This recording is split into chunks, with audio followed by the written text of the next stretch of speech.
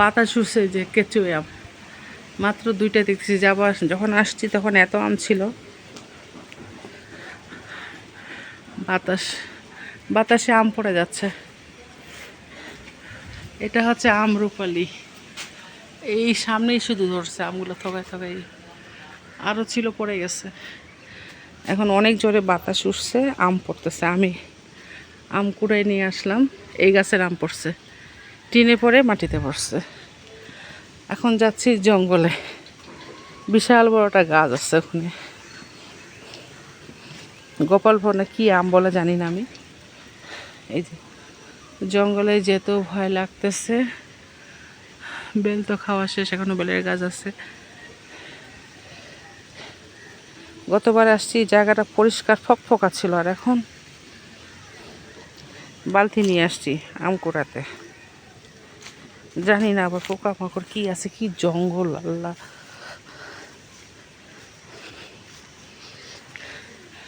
করলার কি সিঁড়ি, কাকরোল শেষ, এখন করলা হচ্ছে।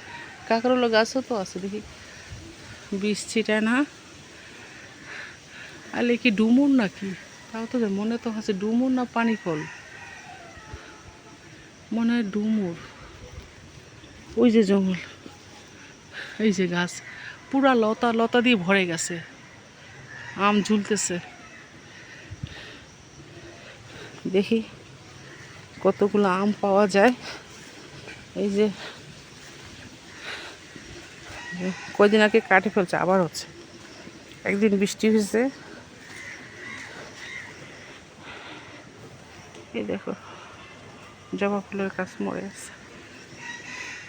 এই যে এক বালতি, একটা আম পাইলাম না, এক বালতি নিয়ে এসেছি। তাই নাকি? খুঁজো।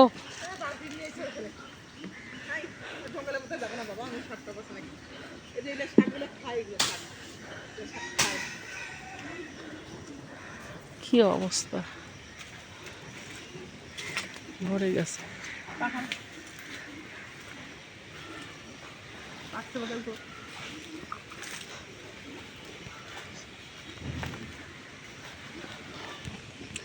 ফুলের গাছটা কই? ফুল ধরছিল যে এখানে, হ্যাঁ ওইখানে হলুদ ফুল ফুটছিল। আম কিন্তু পুরো এখানে অনেক আছে, সেই আমটারে লতা দিই। কি অবস্থা গাছটা,